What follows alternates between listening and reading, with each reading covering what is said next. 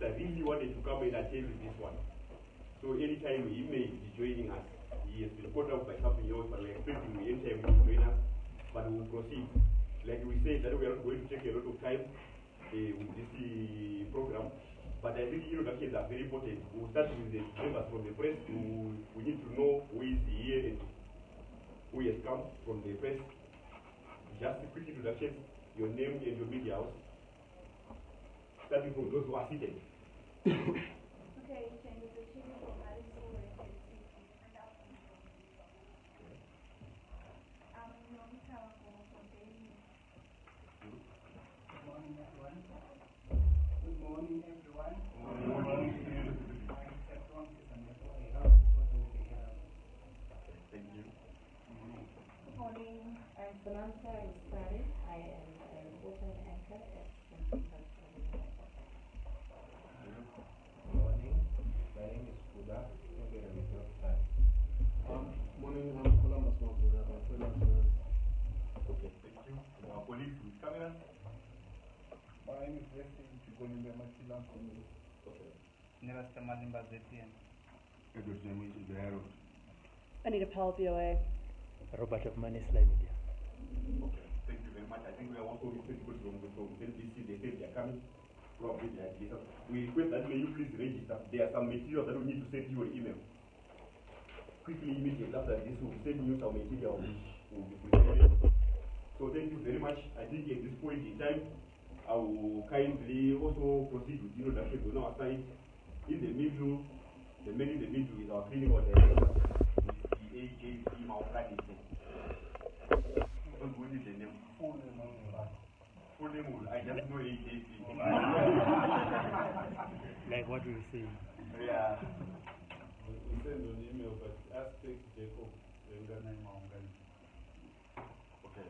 So he's the clinical director, and he is flanked by our senior neurologist, consultant neurologist in this hospital. That's Mr. Due. You know, surgeons are missed, not just in Mr. Due. I think you understand that. Mr. Due, a consultant neurologist, and Mr. Meki, consultant neurologist, and also a consultant who is also a head of anesthetics in this hospital, Dr. Mafanyangira. And we've got here other doctors who are also were part of the team that carried out this procedure which we are gathered for today. And the sister, yeah, and the sister in charge of the ward where the patient was admitted in D11. Sister Morinda, sister in charge urology theater. Urology theater also in the theater. So we've got the whole team which participated in the. Then we have got our, I don't know if you call it our celebrant or whatever, I don't know. The patient, I don't want to call it a patient now. Yeah, I think it will be proper. Mrs. Gwatiringa is the patient at the time who went through the procedure. So at this point in time, let me now kindly invite our clinical director to give a short welcome remarks. Thank you. I think Foreigner is very proud of what happened, but I wish to welcome everybody to this event. We do not do this all the time. We do not ordinarily invite the media for every surgery we do. So there must be something extraordinary about this. You are aware that this is the largest hospital and the teaching hospital in the country, and we have the largest variety of specialist doctors. Some would say you need good service, and the end we have to go to Paris, and we are proud of that. As such, several surgical procedures by various specialists are done on a daily basis. For example, in 2008, we had 7,000 major cases, there was 3,000 minor cases in the hospital.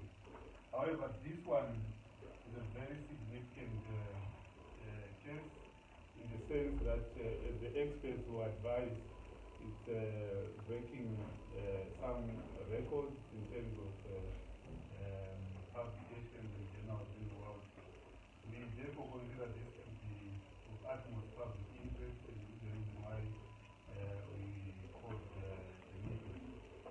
It is meant to encourage the public with various illnesses to to seek medical attention in our health institutions, not just coordinators, but we still are proud to have the experts who can provide such service. With those short remarks, I therefore warmly welcome you all to our mega health institution, as Pierre Ola to say. And at this juncture, I will call upon Mr. Meki to take us through this success story. Thank you. I think we now hand over to Dr. Meki. I know he has got a PowerPoint presentation. What we're going to do is, after the presentation, there are certain items that we are going to be shown on the slide, but which are not necessarily for public consumption. But we have to see them now, but afterwards, you will then do the screening of those that can go public, and those that are for medical journals who remain for that purpose. So, Dr. Meki. Yeah, thank you very much for the kind introduction. Thank you very much. I want to acknowledge our clinical director present, our head of urology training, and my colleagues who are here present, and of course our support team, the nursing staff. But at the most respect to our patients,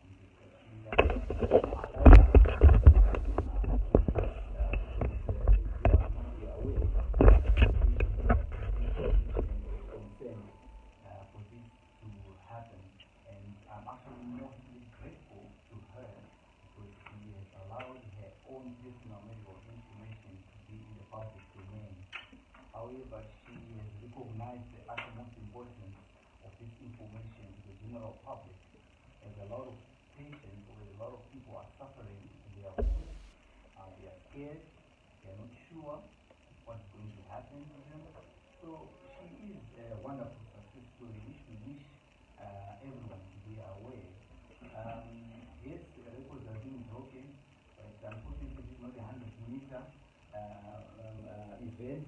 Where we are breaking within both records, but rather in the medical realm, when we have managed to remove something that you may consider also difficult, not only that, if it happens to be of a big size or magnitude, and we successfully remove that, I think that's something to acknowledge and applaud all members who have participated.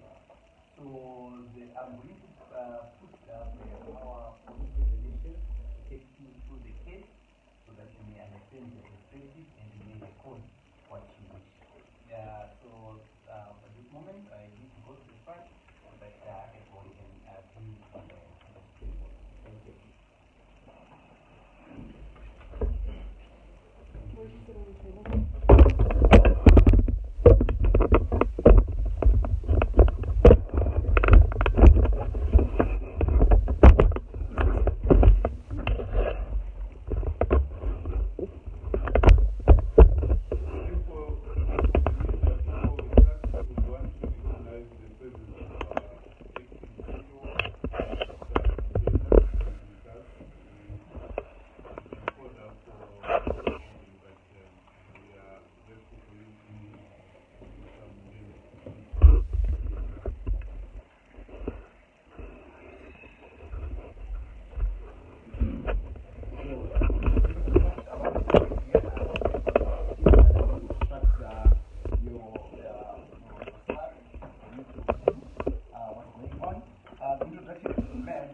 I'm also a lecturer in the University of Zimbabwe College of Health Sciences, so we also train in this process. Whenever we have a patient, it's a learning point for others who are also upcoming to become also specialists in various fields. So this institution, Silvester Group of Hospitals, becomes an ideal institution for both transferring of skills as well as delivering a health service to our patients. So as a matter of introduction, you need to understand kidney masses or cancers are rare worldwide, but occasionally seen in Zimbabwe. Actually, in Zimbabwe, according to the statistics of 2018, kidney cancer is ranked number 19 out of the 35 cancers that are common in Zimbabwe. And it's only accounting for less than 1% of all cancers head to the toe in Zimbabwe. The common cervical cancer in general and amongst women, and then of course amongst men. So majority of the kidney cancers are very fatal, with surgery or removal the only effective cure. I need to emphasize this, which means that if a patient presents on time, they've got a chance to be cured.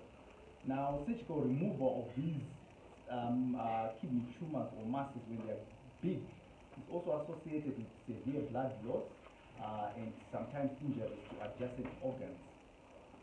We present a rare case of the largest kidney cancer to be successfully removed at this institution and worldwide.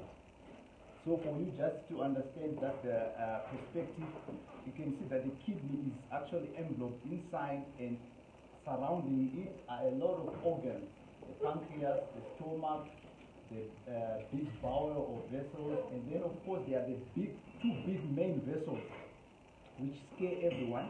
I should just point to that. These ones, you can accidentally injure them, and these are a source of bleeding, and you can potentially lose the patient. So our case is 48-year-old female patient who presented to us via a colleague who had seen this patient and noted that she had a progressive huge abdominal swelling for the past 11 years. Initially, she was not bothered, but then she was now having abdominal discomfort and the heaviness, and by the sheer growth of this mass. You can see the weight at that point in time, she was weighing 72 kgs, and you can see that she looks like she's about to deliver. Behold, she was not pregnant, and she had no intention of falling pregnant. So we're just giving you a picture inside. When before we remove these tumors, we try to take a picture inside to see the relationship of this huge mass to other organs. So of note, it is already pushed. Even anyone who's not even a doctor can see that there's something wrong there. So this huge mass, and it has pushed everything. So a lot of the organs that were there have been pushed to the other side. So and it's also compressing even other structures like the liver. So you can imagine you are carrying such a huge mass. Obviously, everyone is asking you if you are pregnant, and for a woman, if you are not pregnant and being asked that you are pregnant, that is quite very, very embarrassing and might be annoying. But she had to live with this for quite a couple of years. Not only that, medically, she was not aware that she would be actually carrying a potentially fatal cancer. So obviously we cancelled her, and we sat down with her that this is going to be a very high risk operation. There's a chance that she will lose a lot of blood. It can become uncontrollable and she may lose her life. There's also injury to other adjacent organs, and also the surgery may take longer than expected, which means during anesthesia, while she's sleeping, she may have other complications due to the anesthesia being administered. So we took about 2 weeks of preparing the patient, so that the patient prepares herself mentally, and also assembling the surgical team, also having mental drills, because when disaster strikes, you need to compose yourself, otherwise you may lose the patient. Of course, informing other doctors for any assistance that might be needed, and making sure that there's intensive care support if needed. So the day was the 31st of July 2019, here at Paranyata Group of Hospital. The patient needed to have anesthesia, of course, and we had to open to get access into the abdomen. And that line that you are seeing there is the extent of the incision from here to the other side. This is done so that you can have good exposure. On our assessment, we realized that we can actually remove this mass. This is yourself before, just before we did the cut, and you can see the magnitude of that size on the theater table. And she would give the issue that if you turn while you're sleeping, you could feel everything moving to one side. So this is just just one of the pictures whilst we were inside during the surgery. I'm just pointing to those who maybe are able to understand the anatomy. There are some blood vessels which are critical, and this is where they travel, and this is where you have to find, and this is one of the tubes that carries urine to the bladder, which we call the ureter. So the critical point or part is intraoperative control of these blood vessels. And behold, it was out after about 3 hours. This is actually a record time because we've checked. People who have done huge masses. They would take an average of 8 hours, some 13 hours. And also a record of blood loss was quite very minimal, 300 units. A lot of the patients who get removal of such big masses, they actually lose a lot of blood and need massive transfusion. And there was no damage to any adjacent organs. And behold, that's myself, one of my registrar, Dr. Shmanio, and behind me is Dr. Mvurume, who had the first contact with the patient and referred the patient to this institution for us to plan for the surgery. There's also Dr. Mudimu. The other members of the team are not there, but behold, this room was full of anesthetists who would support the patient during the surgery, would monitor the patient throughout the surgery. The nursing sisters would make sure that we've got adequate and right instruments and to make sure that whatever we need during the surgery. And this, you can see 12.2 kg was so heavy that the two of us had to hold it with our hands. And for you to, in terms of dimensions, that's a ruler. This mass was about 33 centimeters in the greatest length and about 30 centimeters in width. So after the operation, the patient stayed in hospital for about 5 days. She recovered very well. She was able to eat the next day. She was sitting out of bed the next day. And our further review after a week, the wound had healed very well. Now the weight from 74 kilograms now to 62 kilograms. I think any woman would be very grateful to lose such a weight in such a short period of time. So why should we share this? Number one, this is a world record tumor in terms of size.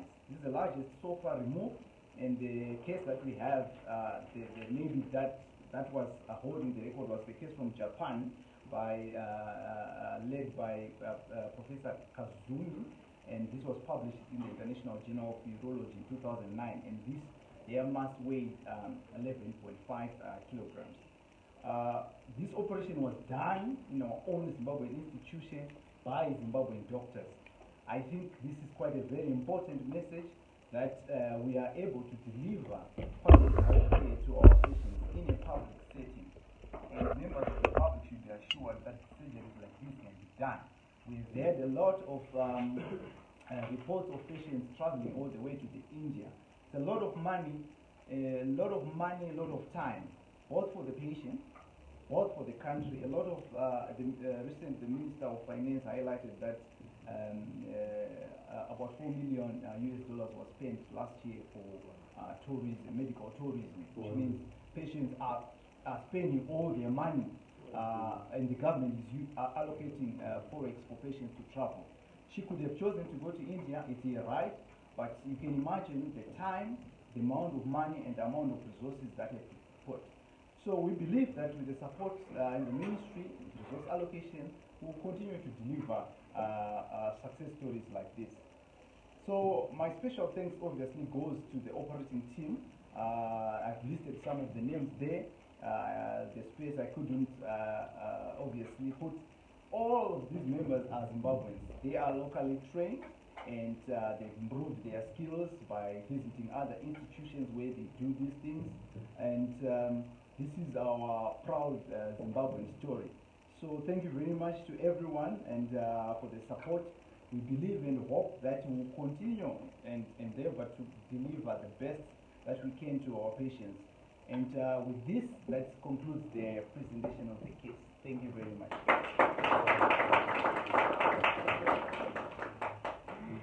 Thank you very much. Please, may you make sure that you have recorded your names on the registration form.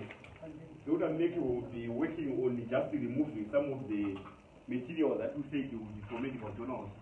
And the rest we are going to share with you through emails right away. Just as soon as you complete that, so please let's write our emails on paper. Our name, media, and email. Right? I think now we open up for questions. We've got a team who get our yes. I think we'll then use some time for the largest to connect it. What we can allow is that I think we'll then use time after asking specialist the questions that is the specialist answers. We have got the consultant neurologist here, we have got the consultant anesthetist here. So we now open up for questions and answers for the media. Yes, madam. Thank you so much. First of all, doctors, congratulations on this success. That's really remarkable. I have two questions. Number one, this is a positive story that bucks the reporting that Zimbabwe's health system is failing. But I have two questions. One, what does it say about the health system that this growth of 13 kilograms was allowed to persist for 8 years unchecked by her primary care physicians? How do you feel about that, and what does that mean about the system? And then secondly, I'd just like to ask you, as hospital administrators, what are some of the limitations that you experience on a day-to-day basis in this hospital and in this healthcare system? Who wants to take that? Perhaps I'll address the first question, and then I'll address the clinical director. Okay. In terms of, in this case, perhaps I will wait for people to hear the story from the patient when they ask the patient personally. But what's important, what we realize is that there are a lot of factors in Zimbabwe that affect time to presentation of patients. In general, a lot of patients present late, and the delays can be due to patient factors, they can be due to institution-related factors.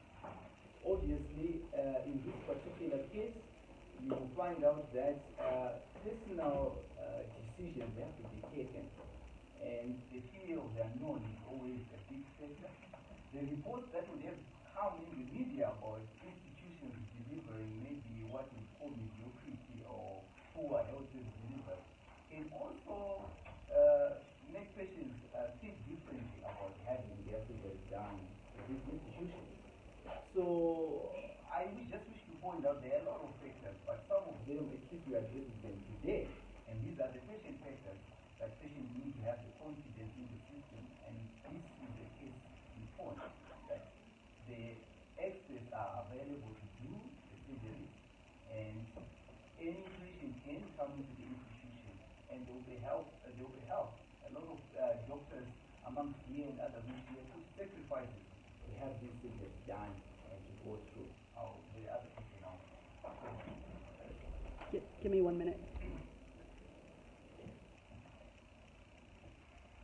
For clarity, do you want to just put the question again?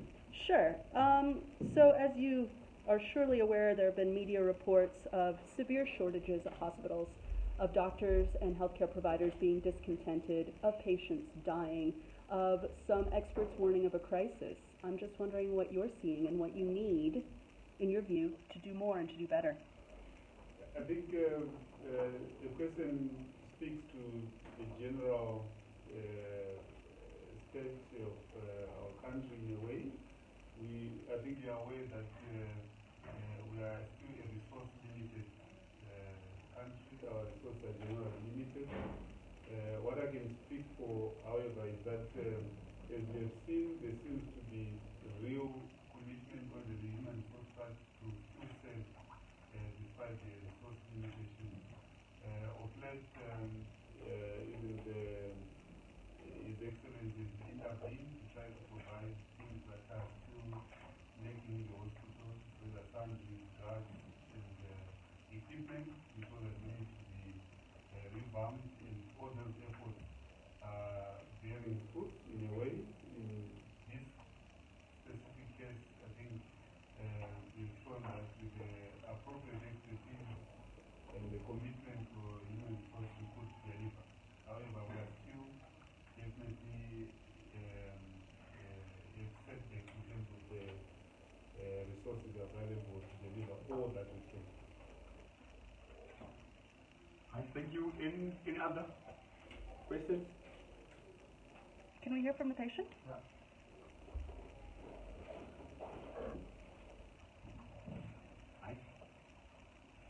So thank you. I think what will be left now, if that's the only question that we are having, probably will just be, we may have very, a few questions for Mrs. Patrick.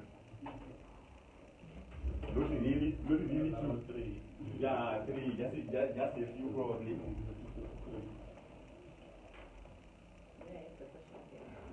Oh, just tell us about your experience, please. Tell us how this started and how your experience was with your journey with healthcare providers over the last 9 years.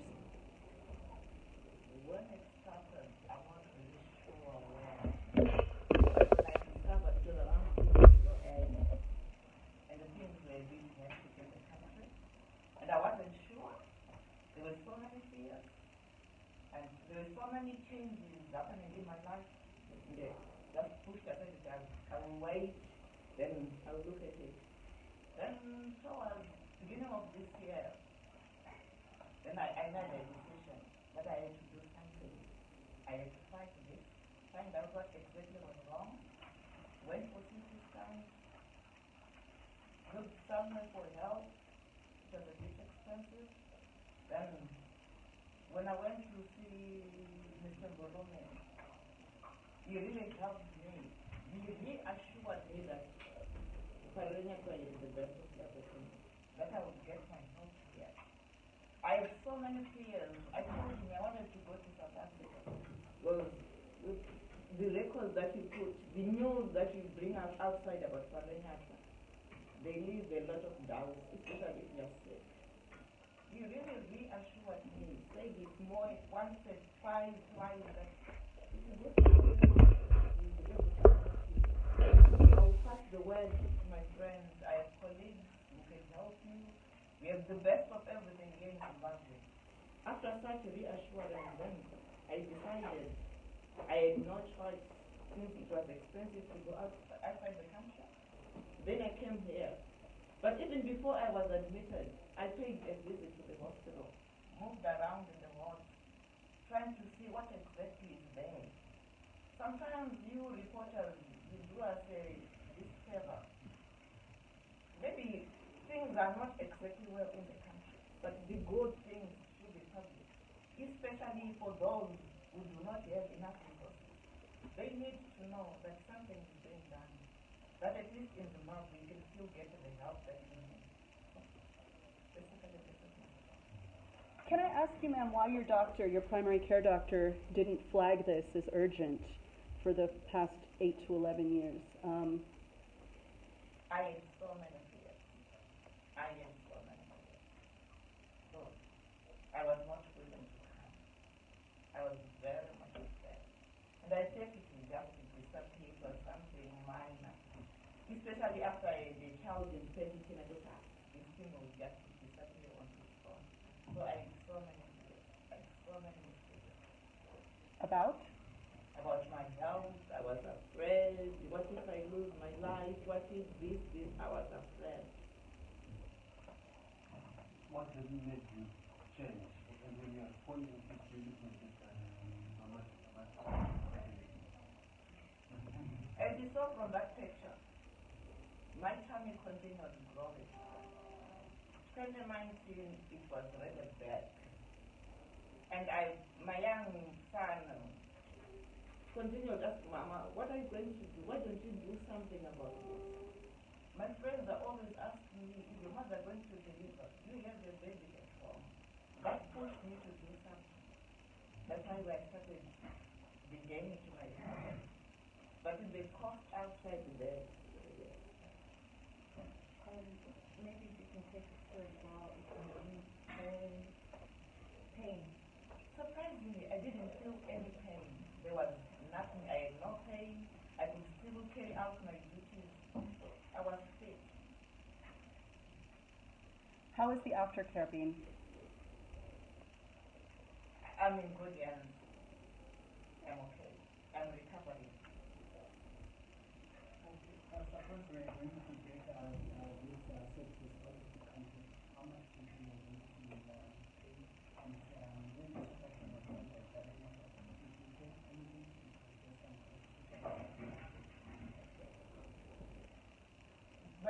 our age is around 2,000 for the world part. The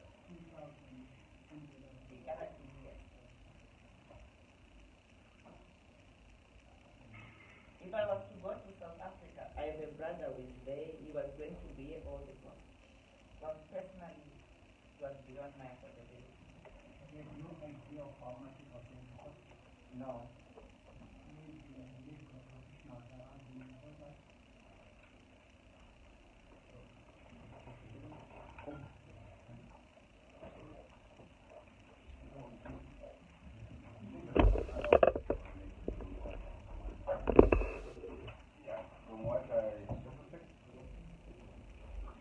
If you'll move that sanitizer. Okay. Thank you.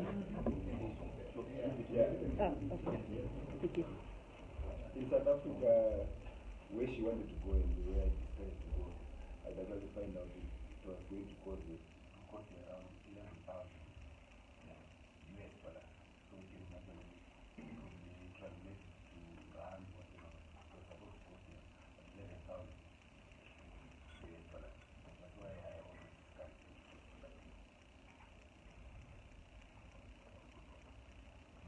Yeah? I hope we're ready now. Just one favor, if you will. Maybe just when the word will happen. The word. This is the stage for what we can pay this year.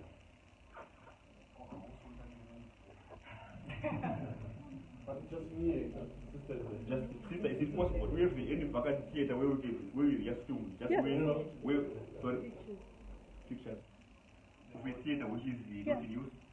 You ask for the word. No, sorry, I'm not a medical. For the world, we have got a problem. They are patients. Okay. They are patients which The come. way it happens. Yes, in the theaters. Sister, is that possible? Just having one theater which is not in use. Okay. Thank you very much. So, participate that. Right?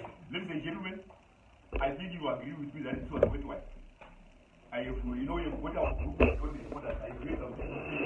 Why they want to so forth. I was following it, but I think because we have come, we have appreciated it. It's really worthwhile knowledge that we want to share for the benefit of all Zimbabweans. So,